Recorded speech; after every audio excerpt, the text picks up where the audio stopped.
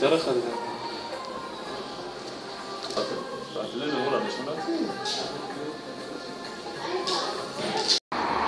خب شما امسال بیشتر کدام ترانه رو گوش میکردید و با فکرتون آهنگ کدام آوازخوان تاجیک موفق بود؟ میگینم خوب کدام سوزی شده اون خیلی پسند است.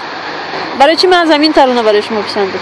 برای چی شعری اونها معنی دارد از عشق موضوع عشق خود اون خیلی پسند است. همین سال 2014 ترانه مینا رو بسیار گوش میکردم. کدام؟ بچه دروازه رو مثال دیگر شعرها برای چی من از همین ترانه برای چی؟ این بسیار شعرخوانیش بسیار جوانان بسیار امور رو تماشا میکنن. من بیشتر همیشه شعر سرودی میبینم و محبت تو در آغوش تو.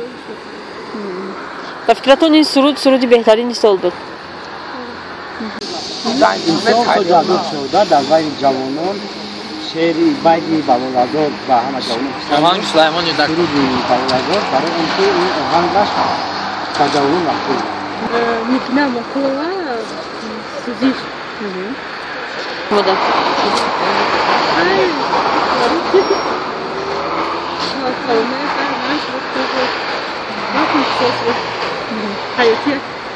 فکر میکنید همین ترانه بهترین سال همین است؟